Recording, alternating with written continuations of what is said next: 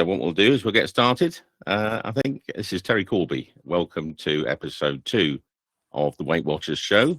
We're still getting used to, I'm still getting used to the technology. We're still getting used to technology, but somehow it always seems to work. So how about that? So today we're going to be talking about and discussing, because this is a debate, a discussion, which means we would love to have your chat, your comments, your questions, and we'll put them to the panel here. But we're talking about the new Fair Payment Award, which has been introduced into the UK in the past couple of months. So I have an expert panel with me today. The first person is Liz Barclay, who's the UK Small Business Commissioner, who is responsible for the development and the implementation of that award. So we'll hear all about that. We've also got Joe Selwood, who from the construction giant Amy, is transforming accounts payable and maybe is applying for the Fair Payment Award. I guess we will find out. He's nodding. That's great. And we've also got Paul Arpino, who I think is probably going to come in by phone, because Paul works at HSBC. They have very secure systems. Sometimes they can't always link into platforms like this, but Paul is responsible for a whole load of things like strategic procurement and their BPO operations at HSBC, not just in the UK, but a whole bunch of other countries as well. So welcome to you all, and welcome to those watching, and of course to those who watch the recording afterwards. I'm Terry Corby. I run Good Business Pays, and we'll get on with the first question, a basic question actually for Liz, which is we may have heard or we may have read about the Fair Payment Award, but can you tell us what is it, why do we need it, and how's it going to work? I can, Terry. Thank you very much for giving me a platform. What I can tell you is people like Joe have heard about it, because Joe and I have talked about it. But there's an awful lot of people out there that still don't know that the Fair Payment Code exists. So opportunities like this to tell everybody about it are great. So thank you ever so much. What is it? We used to have the Prompt Payment Code, but if you wanted to be a signatory to the Prompt Payment Code, you simply said, I meet all the criteria and I'm signing up to the code. However, we didn't have any way to check as to whether or not you were really meeting the criteria, or whether you were just claiming to meet the criteria. So what we realized was that there were a lot of signatories who were signed up, but actually not really doing what they were supposed to do. So we got rid of the Prompt Payment Code at the end of last year. We replaced it with the Fair Payment Code. And on the Fair Payment Code, we give you an award. So if you come along and tell us and can prove to us and provide the evidence we asked for that you're paying your suppliers within 60 days of receipt of the invoice into your organization, then we'll give you a bronze. But if you're paying your suppliers within 60 days and your small suppliers within 30 days, we'll give you a silver. And if you're paying everybody within 30 days of receipt of that invoice, don't forget, we'll give you a gold. And the idea being that people who join at bronze would aspire to then improve their payment practices to the point where they got silver, and then again improve to the point where they get gold. Now, you've said that we administer the code, and we do. However, we don't own it. The Department for Business and Trade owns it. And I think the very clear message here is from government, we want you to be paying your invoices in 30 days to everybody. And we would like you to work towards that. And this is a voluntary code. It's not, you don't have to join up to it. Nobody's forcing you to join up to it, but we would love you to do so. And we would love to help you to get on it, which my team is very happy to do, to give you the help to get on it. And we would then like to help you to improve. But underpinning all of this, there is a bunch of principles as well. The principle being that you'll be clear with your supply chain. So you'll have a written contract that will set out very clearly what the payment terms are. You'll be collaborative. So if there is a dispute, you'll try to resolve it as quickly as possible. And we will ask for evidence, and we'll do spot checks to make sure that you're doing what you say that you're doing, and you're really entitled to the award that you've got. And you get your award for 2 years. At the end of 2 years, you're going to have to reapply. So there we are. It's much more robust than its predecessor. Let's put it like that. And we have much more chance of making sure that people who get awards through that code are actually doing what they say they're doing. We've got Does that make sense? It does, and it's prompted a number of questions, actually. So I'm going to ask you those in a bunch, Liz, and you can take them all in one go. First question coming in was, when will the first companies be able to start applying for the award? Open now. We will be announcing the first award winners at the end of February, 27th of February. We've got hundreds and hundreds of expressions of interest and hundreds of applications at the minute that we're processing. But that's not that you don't have to apply by the end of February. You can apply, just keep applying. Come and talk to us.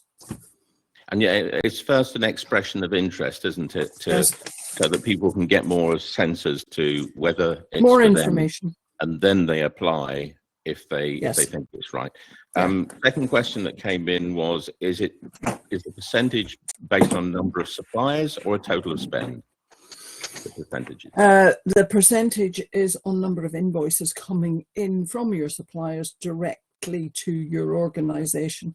And when we say you are counting the number of days it takes you to pay, we mean from the minute that the invoice lands in your organization. We don't mean 30 days end of month. We don't mean 30 days net. We don't mean 30 days from approval within your system. We mean 30 days from the invoice arriving, however it arrives, through whatever channel it arrives in your organization. All right, so that's a challenge out to the procurement AP folks, and I know Joe will have it, which is, this is based on the number of invoices, right? Not the number of suppliers and not the total spend. So tell us what you think. And is there a compulsory part to it, Liz? My view, and has always been, that once you have decided you are going to apply to a code, you are committing yourself to do what it says on the tin. And so we can do spot checks. We can ask for references from your suppliers. For instance, we can ask for your accountant to give us a note of how well you're paying and how you're paying your invoices. And if we see that you're not complying, then we can take the award away from you. So that's where the compulsory element of it comes in. It is not compulsory to join up. But once you have committed to it, well, why wouldn't you? If if you're going to want an award, why wouldn't you want to comply with the criteria and meet the criteria? And you've chosen the word award, and then but also use the word code. So what's the difference between code and award? Well, because underneath it sits the code, what we see as being the code of conduct that I explained, the values and principles that we really want to see. You're going to be fair with your supply chain. You're going to treat them fairly. You're going to pay them fairly and quickly. You're going to resolve disputes fairly and quickly. You're going to try to avoid getting into disputes in the first place. And you're going to write out that contract so that everybody knows what's expected of them. Because if nothing's in writing, then it doesn't exist, if you know what I mean. And what we have discovered in the past is that there's always a he said, she said element if nothing is in writing, which is why we are saying, get your contracts sorted out. They don't have to be complicated, a couple of paragraphs, but really make it clear what you mean when you say you're going to pay your customers within a certain number of days. Right. So this actually affects not just the invoicing part of the journey, which is the end of the journey, but the contracting part of the journey, which is the beginning of the journey. Right. And I think the more work you put in at the beginning, the more chance you have of making that supplier-customer relationship work. And also, we can't resolve disputes as the Small Business Commissioner if there's nothing in writing, because we're simply got two sides of one argument. What we usually discover is that they've got very different understanding of what was discussed. Yeah. Okay. Keep the questions coming in, and thank you, Alex, for good questions. Keep the questions coming in. I'm sure you've got lots of them. I know I have, but I'm not going to hog the limelight. I'm going to turn to Joe now. Joe, huge company, Amy. You know, I don't know how many suppliers you've got. Maybe you'll give us a picture, a snapshot of your supply chain ecosystem. How is this going to work? This fairness is going to work with yourselves. Tell us about your situation. Yeah, morning, Terry and Liz and co. So a bit of background around Amy. Roughly around £1.2 billion worth of payments on a yearly basis, 5,000 active suppliers, of which 75% of those, 70% are SME based. So yeah, it's a really interesting code that Liz and team have put forward. We've been working for a number of years in the construction industry in regards to reporting of payment practices. So, you know, we're quite aware of the need of paying within 60 days and then 30 days within our SMEs. I think when the new code was released by Liz and the team, it gives another dynamic, another way of thinking. We've certainly been working really hard at Amy to look at our data and then work out an action plan to try and bring our entities up to where we want them to be. Now that's a journey. You know, one of the questions that I've got for Liz and co is, you know, that journey that Amy's been on. It's been 10, 11, 12 years. You know, we're talking about the way that the invoice arrives, how that date's captured, how that's then resolved. So I think this is really challenging. This is really challenging to Amy. And we've got 12 years of me sort of being in the chair of looking at how documentation comes in, how we can process it, you know, how the payment runs are aligned to that to make sure you capture it and be paid in time, how you classify your SMEs. You know, Liz, we were on a call earlier on, I think last week actually, around classification of SMEs. So I think, Liz, you said the Department of Business and Trade own the code. I'm not saying, I don't think I see enough from them in regards to saying what good looks like and how you get to good. So you've got loads of industries, loads of accounts payable departments, probably now looking at thinking, right, how do we classify our SMEs? How do we implement e-invoicing? Great for me and great for Amy, because we've been on this for 12 years and we've been doing it for a long time. So we could be ahead of some people and we might be behind some people as well. But when you look at what the code is about, for me, you know, Liz, there's, you know, the three main values, but to me it's all behavior and culture, and the culture is the really big part of that. And I think one of the values was it £20 billion, you know, on unlocking late payments, something like that. You know, it's a huge amount of value linked to late payments. But have we got enough support for accounts payable organisations, businesses, you know, to actually implement this? We've gone with gold, or, you know, you've put gold in it, you know, aspiration, everything paid, 95% paid within 30 days. How do we get there? Or how do people get there? You know, I've got some of the answers, or I think I've got some of the answers, but I think there'd be a lot of people out there in a community, and the culture is, you know, how do we change that? And that is a lot of change. That's a lot of business change from the top.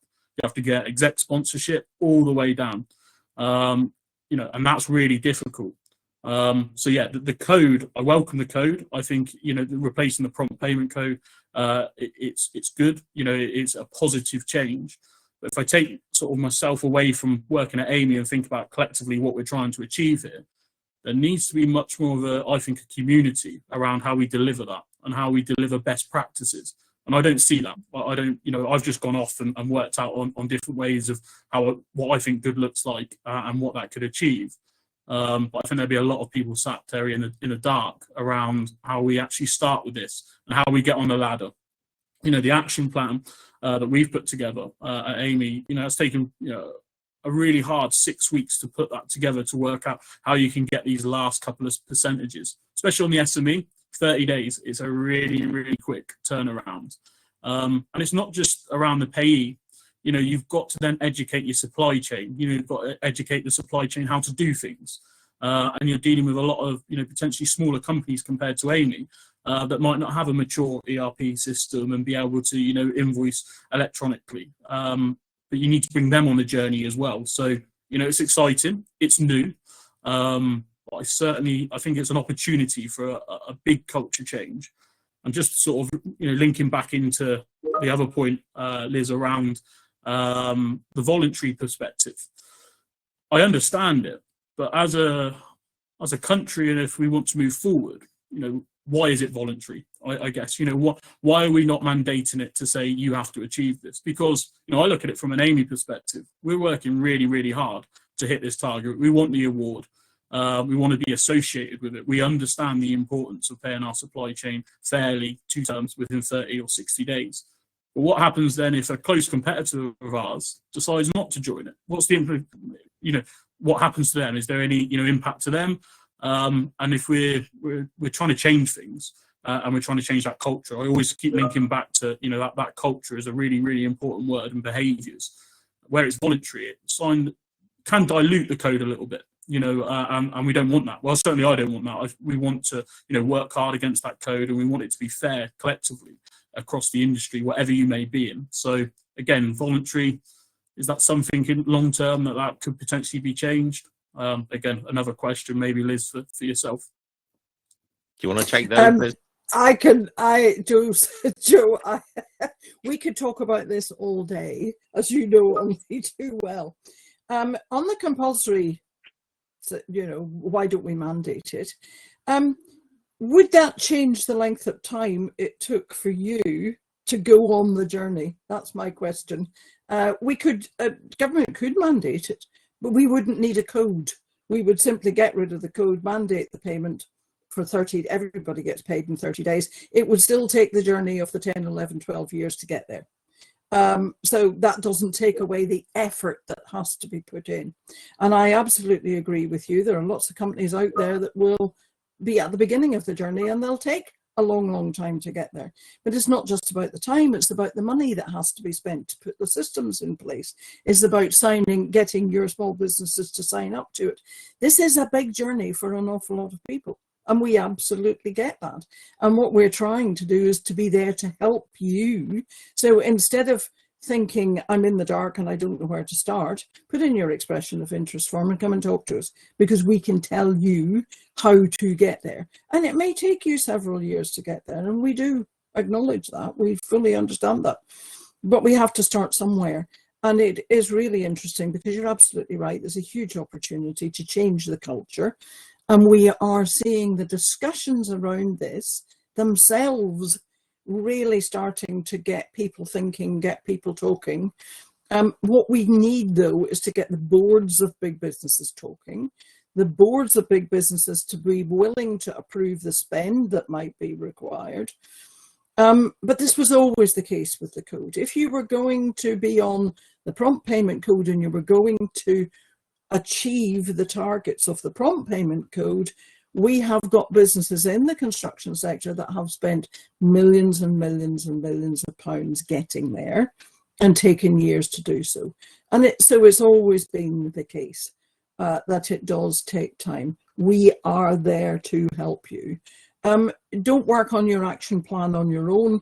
Come and talk to the team. They'll help you to come up with an action plan that will show you how to get there. But if you are a big company and you're at the start of the journey and you haven't even identified, and we don't use SMEs, we're talking about small suppliers. We're not talking about medium-sized suppliers. So you need to be able to identify the small suppliers with fewer than 50 employees in your supply chain. We're not talking about the medium-sized ones. They fall into the 60 day category, if that's what you want. But the question is, can you get to the point of paying everybody in 30 days? It's all about boosting the economy. You mentioned 22 billion of late payments. Yes, we reckon there are that number of invoices out there that are being paid overdue. And if those small businesses had that money, then they would be investing in better products and services from which you would reap the benefit. as the bigger business, because obviously they'd be upskilling, retraining, buying better equipment, whatever they'd be investing in. And that would benefit everybody in the supply chain. So there's a lot we can talk about. Will government ever mandate it? I couldn't possibly say. I suspect not. But this is a voluntary code that we have put in place to replace the prompt payment code. We will help you as best we can to get on it. It will take time. We know that, and it is a huge opportunity to change the culture. And it's in conversations like this that help us to do that, because we haven't got a mandate in the meantime. And it would take years if any government did decide to mandate, because it would take legislative change, which would take years. Liz, a couple more questions that have come in. I'll throw two at you and then you can answer them together. Will there be a list of gold, silver, bronze awards so that suppliers can start trading with a company based on what they see in? That's always been the idea of the code. Yep. The prompt payment code was aiming to give small suppliers the information that would show them whether or not somebody they were intending to do business with had signed up to the code. But as I said, there was no compliance behind it, so they could not be absolutely sure that because somebody'd signed up they were complying. In this situation, yes, they should have more assurance that people getting an award from the prompt payment code are doing what they say they're doing, paying within that time. It is about helping small businesses to make those choices. Yeah. Second one was about companies that are not big enough to have to report to DBT that might want to join the Fair Payment Code. Is there going to be any financial support to help them take on programmers to be able to measure the invoice payments so they can apply and for the Fair Payment Award? No, absolutely not. We have no facility for helping companies financially, but what we will do is the team will talk you through and help you to work out how you can possibly do that. We have a large number of very small businesses, micro businesses, small businesses applying to the code because they absolutely want it to be clear to the people they work with that they are paying within 30 days, 60 days, whichever it is, and they are making sure they've got that information that they need, and we are helping them, answering their questions as to how they can give us the evidence that we require, etc. Some of them are saying to us, yes, it's too expensive, we're therefore not going to join at this point in time. But just because you don't join now doesn't mean you can't join at a later date. But sadly, and I'm sorry, but with 5.6 million small businesses out there, it would certainly be impossible for us to help financially. There is no budget. Okay, I'm going to ask Joe one more question about the challenges that you multiple challenges in sort of making this work on the ground level. Is it a will or a way problem, do you think? And if it's more of a way problem, what are the things that need fixing? I think it can fit into both, Terry, in regards to the challenge. Again, it's the behaviours as well. I think internally it's making sure in a business you've got the correct sponsorship to deliver this and the correct understanding. So that's the culture within your own business, that you understand and the importance of paying on time and what that leads to. And then externally, as I said, is bringing that supply chain on your journey. And I think Liz alluded to it earlier, it's making sure from a really early stage, the supply chain understand the expectation. So you're not working against them, you're working with them. So they understand, this is how you invoice us, that, whether you work on a purchase order or however that works, within your own company, that they fully understand the expectation to issue an invoice to give that the best chance of success, basically, to be paid within 30 or 60 days. There's lots of different angles around that, and how we've looked at that within Amy internally to try and work on that, to try and make sure that the key stakeholders, our exec, are aware of the new legislation. And one of the things that I see as a big positive is Liz and the team have done a great job in regards to getting out the information around the Fair Payment Code. It's very much out there from a social media perspective. I've been on a lot of webinars around the Fair Payment Code, just trying to drive that noise. So, again, welcome today, getting this out as well to support the network, to try and drive that forward. Joe, can I just ask you a question? Do your small suppliers tell you they're small? Because this is one of the problems that we've discovered, that small businesses are not admitting to being small because they don't want anybody to think they're small. So they have fewer than 50 employees. They're entitled to be paid quicker if there's working with a code awardee, but you don't know they're small, and it's hard to identify the small businesses within your supply chain. It would really help if the small businesses said, we're a small business, we need to be paid much quicker. Am I right in thinking that?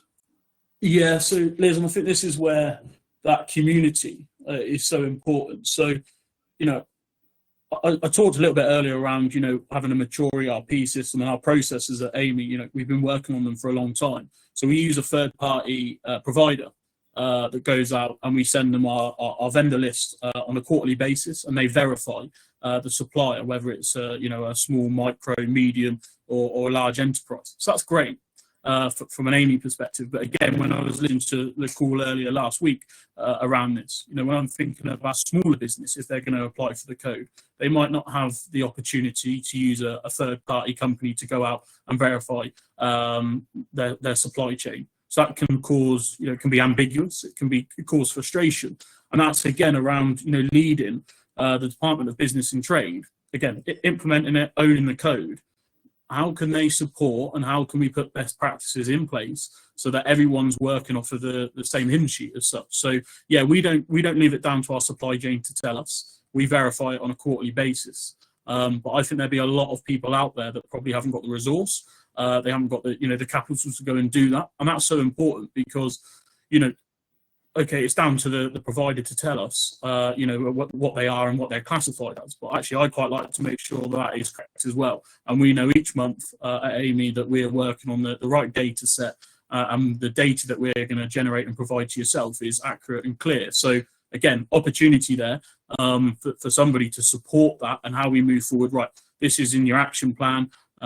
Long term, using a third party company, maybe to verify your supply chain. Short term, this is what we need to do when you onboard a supplier. Your onboarding pack needs a drop down. What type of supplier you are. That data is only as good as when it's first submitted. Exactly. Because what you then get in 12 months' time, when they do their next financial accounts, is having to make sure that they're, still a small or micro and they haven't changed. And then all of a sudden, because then you're releasing capital that, could potentially be, 60 days rather than 30 days. So it's an interesting thing. The small and the classification is something which I think will cause companies a lot of work and hard work as well to go into that.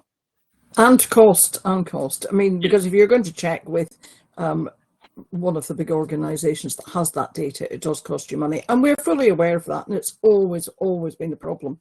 I do think, though, that the data is the issue. Of course, it always is, in getting your hands on that data. But there are better and better and better tools coming through all the time that I suspect will enable somebody to make much more of that data available. But if you're a small business and you don't tell your customer you're a small business and they don't pay you in 30 days and they pay you in 60 instead, then, you have to have a think about it. If you'd like paid quicker, you might need to tell them. And we have seen that happen as well. Yeah.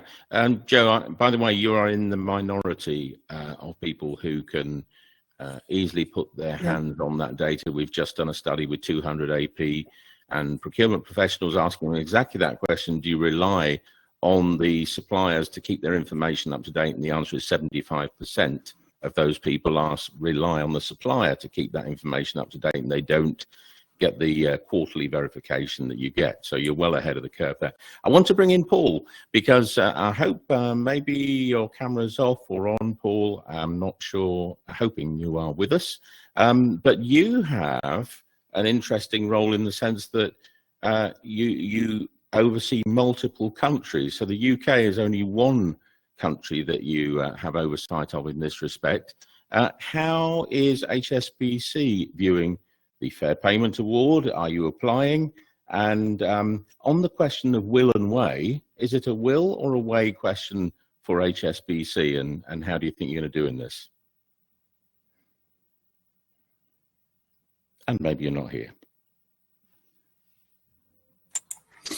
Terry, can I come in on that will and the way thing? Sure. Because I think that Joe put his finger on it. It's about the internal culture in your company. And I think you and I both know that we've seen companies that haven't really been particularly interested in paying their small suppliers quickly. And that has changed when a new leader has come into that organization.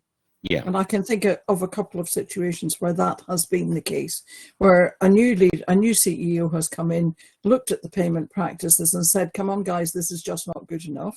And we really need to change it. Now, we know it takes time. And in some cases, it has taken a long time. But we know quite often the leadership really makes a difference. Paul, did you hear the question, or do you need me to repeat it to you? Welcome back to the conversation. Oh, we can't hear you, Paul. Let's see if we've got a microphone for you.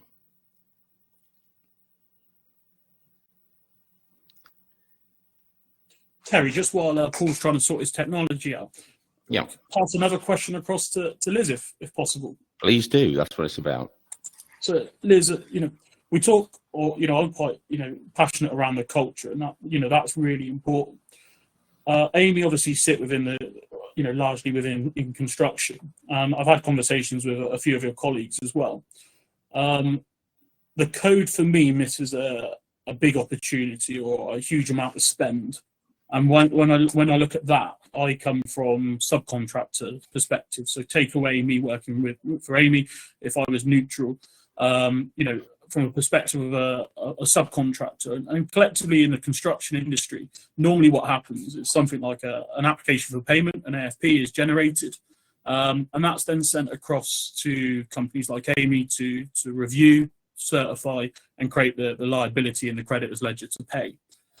I still don't think the code does enough to change the culture around businesses of how they deal with that, because we go when it's valid. We talk about when it becomes valid. So when you buy a box of screws, it's valid from that date, because that's the the invoice date that's generated, and then the invoice hopefully is submitted either that day or the next day. When you talk about boots on ground and somebody going out and doing a subcontractor activity, that document potentially becomes a valid document when let's use Amy as the position here, certify that cost. So we might certify that cost 30 days after the date of the application so payment is submitted.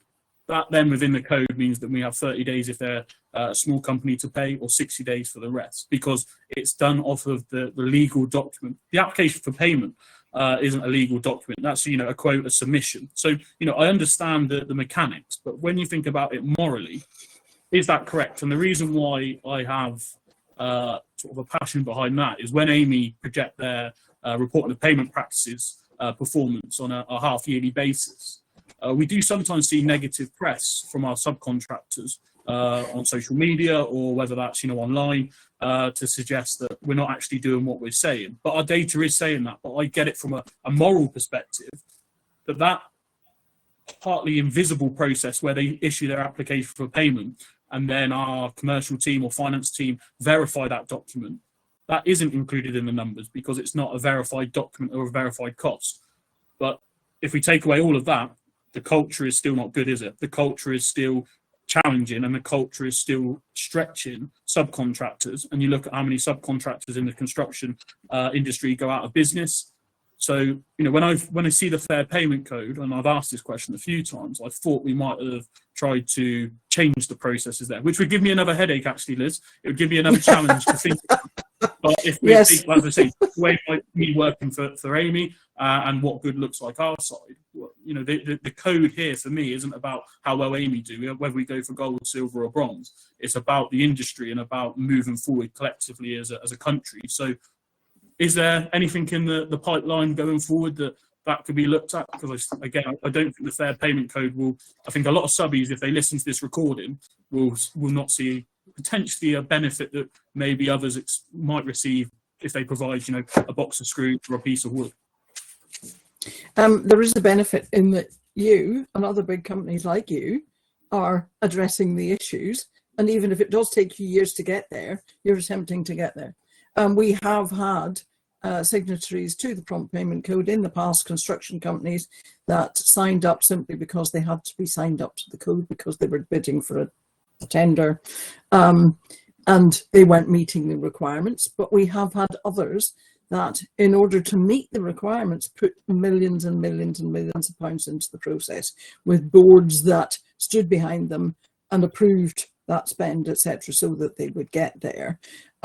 There's nothing specifically in the code that addresses the construction sector, because of course the construction sector falls under the Construction Act anyway, and we have a construction team in the Department for Business and Trade that is dealing with all of these issues. There are some of the issues around retentions, etc., that fall under the DBT data reporting rules, and those rules are being consulted on and brought up to date, etc., this year. So there are things in the pipeline. The code is there for people who can meet our requirements. And if you, unfortunately, are a big construction company that can't meet our requirements, you are not going to get an award.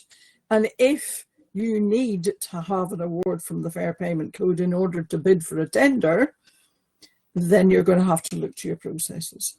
And it is difficult. Nobody is saying this is easy. But also, just to add, the code is as it is now, but we will be looking at it on an annual basis, reviewing it and looking at what more we could do through the code. So the code will be a work in progress for several years to come, I suspect.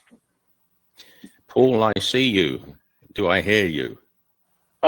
Fingers crossed. Hey, is that brilliant? We can hear you. Yes. That's absolutely brilliant. Well, you've had a chance to hear quite a lot, hopefully, or most of the discussion so far about the Fair Payment Award. Yes. I was telling everybody at the beginning, you've got international, not just national responsibility. So interested in particular in the cultural aspects of this, what it takes to persuade a board of directors to get behind it. Is HSBC going to be part of this Fair Payment Award? Are you going for gold? 100%. I mean, look, HSBC takes a lot of pride in paying our suppliers to terms, and the award we are quite excited about. I think over the last few years, obviously, we've had a lot of success in paid on time performance, which is communicated at all senior levels across the bank, which is quite exciting to report on, especially with the level we are achieving to date, as you no doubt know. But the good thing is, it's the importance is getting that senior level visibility and understanding the importance of it. I think from listening to the discussions today, there's been a lot of emphasis around behaviour and culture. That has to start from within the organisation, in my opinion, and it's a journey in education which we've been going on across HSBC. Obviously, strong focus on the UK being our largest market, but across my operations, we cover 50 plus countries, all with different dynamics and challenges. However, keeping it simple, the principle is all the same, and how we set up ourselves in HSBC, we're looking for standardisation, consistency, and how we apply our policies and processes have really underpinned how we are able to get successful. And again, through management information, reports up to country excos, CAO level, market heads on how they are performing individually, really brings it to life more for our business and how they can then support us on that journey. So I think slightly different cultures in different markets, but we've been quite firm in setting a standard, a consistent message across the bank, and how that feeds up into our senior leadership in multiple markets, but obviously overarching across the bank as well. So visibility is key. I think historically, if we probably went back 6-7 years, the visibility was there, but probably not given the right level of gravitas it really needed. I think COVID, interestingly, changed some of that. I think, especially if we think how small businesses, I suppose, were challenged in that environment. And I think we recognised that quite early on in HSBC. Our standard terms globally, under our standard terms and conditions in all of our contracts and everything we do around purchase orders and so forth is 30 days. So we don't pay anything above 30 days as a bank. And through COVID, for example, we switched where we could identify small businesses, but even media SMEs as well, to immediate terms. So through that period, we took a proactive approach not to delay payments full stop where we can. And I think that theme flowed post-COVID in how we really focused our internal policies, working with suppliers, and really to streamline our processes even more, that it was more of a touchless end-to-end life cycle, which enabled us to pay invoices on early. I think going back to the UK, for the UK, we have around 14,000 invoices a month to pay across our network. The one challenge we do have, and it's interesting in the discussions today, clarification of SMEs is probably our Achilles heel at the moment within our supplier master data. It's not very simple for us to identify a small business versus other. Interesting what Joe had said about how Amy are tackling that. So some good insight for me to take away and consider. We are going through a large master data project this year to how we can improve and streamline that across our various activities across procurement. And that's certainly one that we can consider because that will arm us well in identification, reporting, and really prioritising where we can to those small businesses as we go forwards. But for now, we treat all suppliers the same, obviously with the same level of tenacity, focus in getting their invoices paid. That gladdens my heart, Paul. Good, glad to hear it. I mean, from a HSBC perspective, I mean, we've done certain actions over time in invoking a no PO, no pay policy. So we're reinforcing purchase orders, which again streamlines the invoicing process because it's all pre-approved costs. It stops the delays that you would see on a non-purchase order process. And items like that we have seen have really injected us to really paying invoices above 98% globally. Other things we've implemented an e-invoicing platform because I noticed that was mentioned earlier in discussion. Not the easiest to implement, only because all fine from an organisation side, but obviously bringing suppliers on this journey has been the challenge in technology, especially the smaller businesses where it's not too simple for them to, I suppose, they can connect systems, integrate systems to our invoicing portal, but there is a method where they can potentially just upload an invoice directly now. But again, we are focused and we're driving that globally as well. We've had good traction in the UK.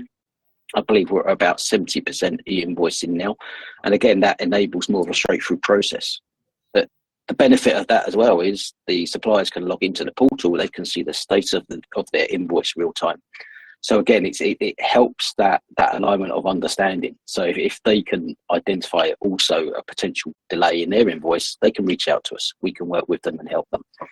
So there's certain things which are happening, taking traction and showing good grassroots signs, early signs of how we can really squeeze the final few points of percent across this payment performance. But a lot of it is just around the transparency, management reporting. I mean, UK government reporting is highly valuable. It gives us the opportunity half yearly to pull together across our entities across the UK, the payment performance, which we then engage with the senior market heads of each entity, COOs, CFOs, for them to review and sign off that performance. Whilst it's a procurement accounts payable metric, obviously it has to be owned by the business. So we have that fantastic collaboration internally with our business heads, where they recognise, understand what we are reporting to the UK government around performance. So it's, I think, gone are the days of accounts payable being hidden in a dark corner and just operating. I think bringing us up to that level of visibility enables that culture change as well across the bank. Terry, can I pick up on a couple of points? Sure. Do you explain, Paul, what your standard terms are? Because what we see quite often in contracts is the words standard terms, but no explanation of what that means, and the small supplier doesn't challenge it, doesn't ask, and then are surprised to discover that the company, the customer's standard terms are 90, 120 days. And that's where some of our applicants are falling down. And also, you made that point about the visibility at board level, and I think that it absolutely is true. But it seems to me that in the big companies, there's nobody who is actually responsible at board level for making sure that payment performance is visible. And do we need to do more on that? No, agree. I mean, picking up on the first point, standard terms for HSBC, with all our contracting, it's also, and it's clearly stipulates 30 days terms from when we receive your invoice. And again, that is also repeated in various documentation from also on the purchase order that we release to other aspects. We have an external website where suppliers can log into. It has clear direction on how to invoice HSBC by country, contact points, but also terms and conditions as well there. So transparency is key, because the level of ambiguity, I agree, is a concern, and sometimes it makes it difficult for a supplier to really understand where they stand and their position within the life cycle of supply of goods and the supply chain all the way through to payment. So yeah, and that's why we added. Yeah, that's why we added the values behind it, because we want it to be clear right from the outset. I agree, and transparency, as you say, and the values are highly important. With regards to transparency, accountability at a senior level, our Chief Procurement Officer, obviously, it's very visible at a senior exec level across our bank, facing off to a lot of our key stakeholders, as I would call them, because I mean, the bank is again a customer of mine, so I'm supporting the bank as much as suppliers. So through the monthly information performance that is reported up through that Exco, which our Chief Procurement Officer leads on, we have a clear data slide around accounts payable, and it purely that the key metric for us across AP is payment on time. That is our one key metric that we report up across all of the Exco boards, and that equally, for example, it goes up to that senior level, but even at a regional level, we report on it. At a country level, we have various forums throughout the month, throughout the quarter, which engages local COOs, where we then again report in regular meetings around payment and time performance, challenges seen within the market. So it's quite a live, regular engagement that we have, and it has to be continuous. You can't have these, in my mind, half yearly. It needs to be a continued focus. And myself, my team, the operations globally, we work very closely with COOs in markets on where they can support us. We have escalation channels up where we see delays within the business, to whether it's PO receipting, where we do have some non-PO invoices, the coding and approval process of that, because that's where generally we would see the bottlenecks internally within an organisation. And that's, again, move them to PO, it reduces that life cycle, but also where we have to have a PO because the category suggests it's needed, then obviously it's really taking that emphasis and ownership in the business, which through all of the engagements we have, that message comes top down from within a country, within the bank, and so forth. Yeah, can I ask Paul about the cultural question? And the Alchemie Network is interesting because it is a global audience. So people watching this and the replay of this, they can be anywhere in the world, and indeed they are. And actually, Liz and I had a dinner the other night with one of the people that was there was the lead advisor to the European Commission on e-invoicing. And she was telling us that governments across Europe are very keen on, let's say, 30-day payment to small businesses, but they are being lobbied very heavily by a smallish number of big businesses to say, this is the worst thing ever. You know, this is definitely not a good thing to do at all. Do you see across your different markets and countries a different attitude culturally towards payment of small businesses on time? Generally, no. Interestingly, not. I mentioned earlier HSBC takes pride in obviously paying suppliers early. I think whilst the pride is obviously in working with our business partners across the world, but equally that an organisation needs to accept there is a risk to their business as well. If you're not paying suppliers on time, then obviously services quite easily can be put on hold. And for a large scale organisation like HSBC, we can ill afford to have supply of goods or services placed at risk. So, I mean, there's two sides to this coin culturally across the bank. So, it's protecting your business that you're able to provide your service timely to a high quality back to your customers, but equally it goes on the opposite side of the stream where you are then having to work and ensure you're giving that same level of service and quality to your supply chain. It's reputational as well.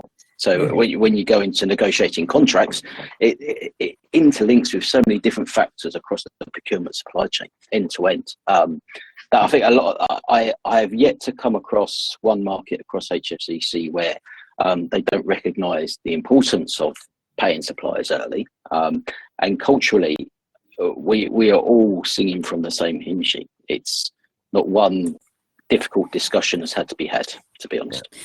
And I think, Terry, also there's the point about investors. Investors want to know what they're investing in when it comes to companies. Yes.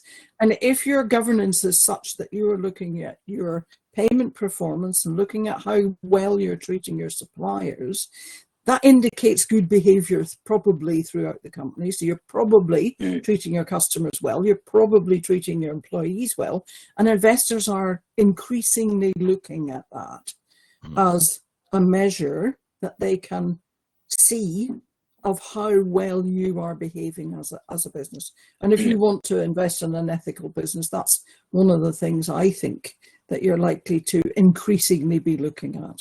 That's certainly what we're hearing people saying. Yes. That totally. Sorry, Paul, go ahead. So I've just it's interesting as well because when we talk about e-invoicing channels as well, what we are seeing in some markets is that governments are making it compulsory. I believe in France, for example, I believe 2026 they've got a new regulation coming in play around e-invoicing and having to invoice through certain channels. To me, it would be great if the UK could follow suit on that, because I think e-invoicing is a very strong area which helps both the supplier and an organisation.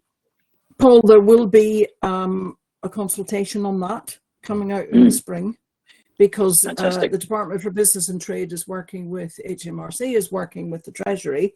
They're all working together. There's going to be a consultation to which we would love you all to respond. The problem in the past has been the technology for the small businesses, because I've been freelance and run my own business all my life, and if I have 6 clients and they've all got different systems, it's going to cost me an awful lot of money. But that's all changing as well. But also there is the question, you're an exporter and you want to export into Europe and they've mandated, or any other country, and they've mandated e-invoicing, how are you going to e-invoice if you're not signed up? Now, just in this last 5 minutes as well, in case he's able to, I know that Harold Hendrickx, who some of you know, is part of this community, and not only a procurement professional, but also based in the Netherlands, where, of course, they introduced mandatory 30-day payment, I think, for small businesses a couple of years ago, maybe. And there's been a lot of question about, well, that would be a bad thing. That would cause problems if you mandated 30-day payment. But there are a couple of years' experience in the Netherlands Harold, if you do want to get on, please feel free to give us the benefit of your experience from the Netherlands. On that mandatory 30 days, by the way, just back to Joe for a second. So we talked earlier on about how difficult it is to pay everybody in 30 days, and Liz mentioned you could just mandate it if you wanted to. Well, of course, it is going to be mandated in 20 days for public sector procurement, where it says that if Amy or one of the big companies takes on a big infrastructure project, all of the suppliers down the supply chain all have to be paid in 30 days, which may mean things like project bank accounts needing to be created or what have you. Is that going to happen smoothly as a transition, Joe, in 20 days, do you think? I think there'll always be challenges, Terry, around the change. When, you know, it's a quick turnaround, but again, it's linking around to policy and procedure internally and externally. So all of the good stuff that we've talked about, e-invoicing, getting people on that journey and getting, you know, your providers on that journey, statement reconciliations, you know, but it all goes to investment, doesn't it? It's, you know, how can you do more statement reconciliations to make sure the integrity of your creditors ledger matches the sales ledger side? Well, that's an investment, because you either go and hire more people or you go third party to try and automate things, you know, through, you know, RPA technology, etc. So, you know, PBAs, project bank accounts, we operate here at Amy. It's, you know, something, it's another dynamic. When you're reducing the timelines, it's about working smarter. And one of the other things, I'm conscious of time, but as well is looking at your spend from a procurement perspective and actually understanding how is the best way to procure that goods. Is that direct debit? Is that purchasing card? And, you know, me and Liz have spoken about this a lot around how many touch points you have within a process. So if you've got 100 touch points within a process, can you reduce that down to 50? Because that will equate to time. If you reduce it 50%, it will take, you know, potentially 50% off the timeline of getting it approved and paid. But you've always got to make sure in the back of your mind, these couple of, you know, quite keywords, compliance and governance is really important, isn't it? You keep a compliant process in place and you don't open yourself up to risk of fraud and other challenges that could come from that. So you could end up seeing where you end up reducing processes to make it more leaner to pay quicker.